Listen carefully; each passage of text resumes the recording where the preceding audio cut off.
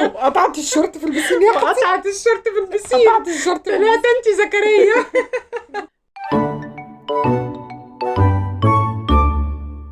مساء الخير، ازيكم عاملين ايه؟ احنا معانا حلقة جديدة من حلقات البودكاست. عندنا الموضوع النهاردة هنتكلم في مواقف غريبة قابلتك في حياتك. كل اللي قابله بقى موقف غريب يكتب لنا في الكومنتات ايه المواقف الغريبة، ويلا نشوف مع بعض المواقف الغريبة اللي قابلت الناس هنا وبعتوها لي.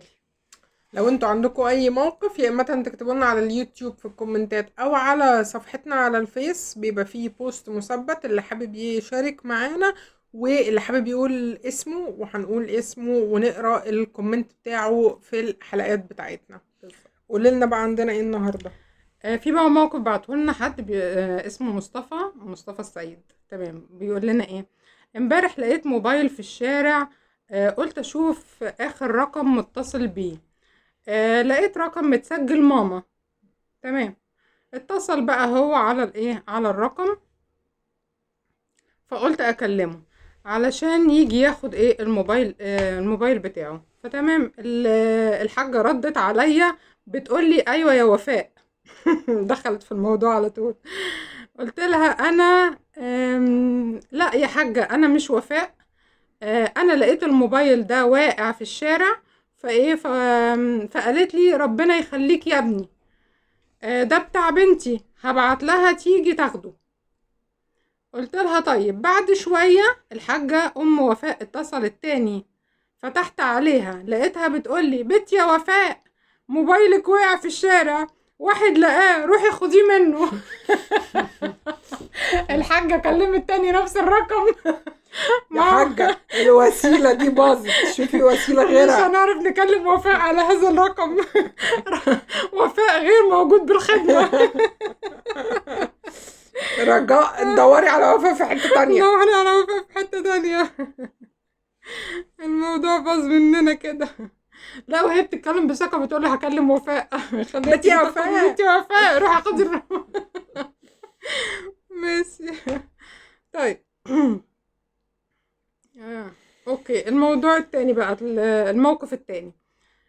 بعته لنا ريم علي. بتقول لنا ايه: الستات اللي معانا تحكي لنا موقف حصل لها مع جوزها مش قادرة تنساه. فريم بتقول لنا: كان في مرة بيقول لي خدي حطي الموبايل على الشاحن، غصب عني لقيت ايدي بتلبي نداء الطبيعة الأنثوية. ايش هو جوزها اداها ايه؟ جوزها اداها الموبايل تحطه في الشاحن، غصب عنها لقيت ايدي بتلبي نداء الطبيعة الايه الأنثوية، واستغلت تلك الفرصة النادرة. ان الموبايل في ايدي، وافتح في المكالمات لقيت 21 مزد. 21 مزد مزد كول. يا نهار ابيض. 21 مزد كول من حد اسمه زكريا. بصراحة قلقت وقلت ده ايه اداني وبصراحة قلقت دون أدنى إرادة مني. اوكي، بصراحة قلقت دون ايه ادنى ارادة مني، وقلت اقطع الشورت في البسين. ريم عامله لنا اكشن. محتاجة تبقى ستاند اب كوميدي، يعني مش هينفع. اقطع الشورت في قطع البسين. الشورت، قطع الشك باليقين. اقطع الشورت في البسين. ريم عامله شغل جامد، انا بحييكي من هنا يا ريم. اقطع الشورت في البسين، بس هي صراحه عجبتني والله. واتصل واشوف مين ايه صوت زكريا ده. هنعمل بقى اكشن. واتصلت لقيت موبايلي بيرن. ده طلعت انتي وجوزك كوميديانات. وقطعت الشورت في البسين يا اختي. وقطعت الشورت في البسين. قطعت الشورت في طلعت انتي زكريا. ومتصله 21 مسد كول. يا مفتريه يا مفتريه. رقم 21 ما لفتش نظرك في حاجة ان انت اللي متصلاهم. انتي اللي متصله 21 مسد. يلا الحمد لله. الحمد لله الحمد لله.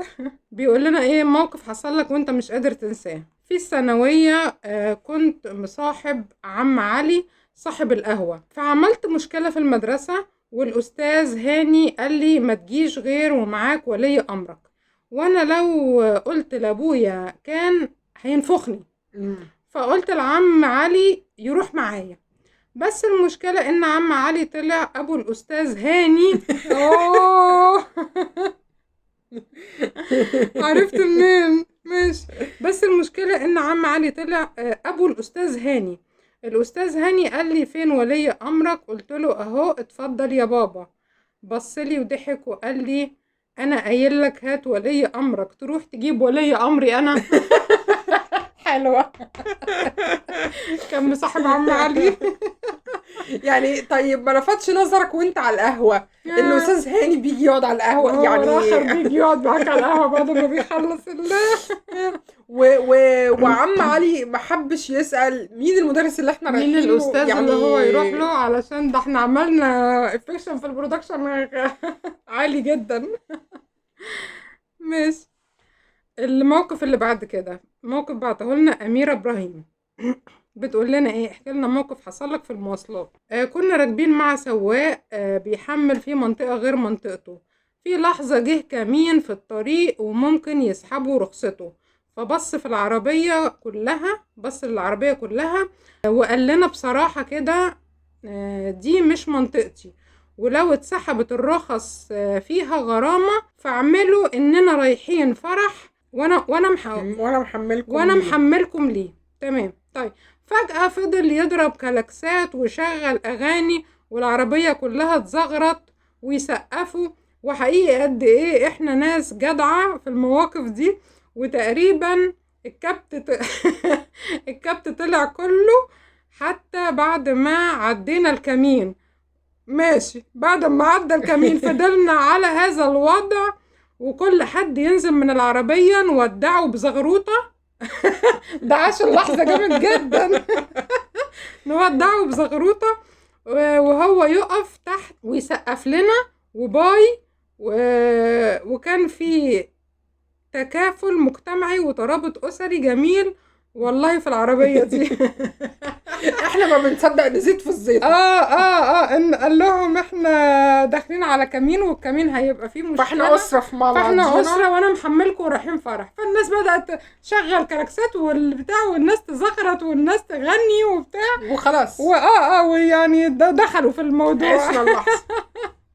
وبعد ما عدى الكمين بقى المهم ان هم فضلوا مكملين. احنا استحلينا الموضوع بقى، يعني احنا نشوف طلعنا الكبت اللي جوانا. بالظبط، يعني نشوف الهزار ما نهزرش، خلينا نكمل. بالظبط. الموقف اللي بعد كده بعته لنا امال نبيل. طيب بتقول لنا ايه موقف حصل لك مع جوزك او خطيبك؟ في يوم كان جوزي في الشغل وجه متاخر وانا طالبه معايا اخرج ونتمشى شويه، وهو جه عايز ينام وهو جه نام. تمام. قعدت جنبه بلعب في التليفون وبعدين زهقت، رحت مقربه من ودنه وهمست له وجاءت سكرة الموت بالحق. يا لهوي. وفضلت اكررها 3 مرات. لقيته قام من على السرير ويقول اشهد ان لا اله الا الله، الله اكبر الله اكبر الله اكبر، لا حول ولا قوة الا بالله. يا مفترية. لا جامدة. نورت نور الموبايل وقربت منه وجاءت سكرة الحق. عملت نفسي كنت نايمة وصحيت على صوته يعني، وبقول له مالك يا حبيبي في ايه؟ قال لي كابوس يا امال كابوس. قلت له طيب استهدى كده بالله بس واشرب شوية مية. ومعرفش ينام تاني طول الليل، ونزلنا وخرجنا ورجعنا الصبح. عملت اللي هي عايزاه بقى. عايزة تخرج يا هي عايزة تخرج، عملت اللي هي عايزاه. جبابرة. دي مش كبرنا اسمها، واضح انها عملت مشكلة كبيرة جدا. ده عملت مصيبة. انا حاسة انها عملت مشكلة، ربنا يستر. طيب واحدة صاحبتي شغالة في فودافون UK، ده بريطانيا. اتصل بيها عميل بيقول لها هو انا عشان امي مسيحية تاخدوا الرصيد؟ فردت عليه بكل تلقائية يا فندم انا ماليش دعوة بدين امك. دين ام زيادتك ملوش علاقة بالموضوع. دين ام حضرتك ملوش علاقة بالموضوع.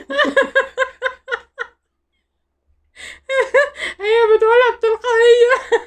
هو بيقول دي لها ام سيادتك ملهاش علاقه بالام.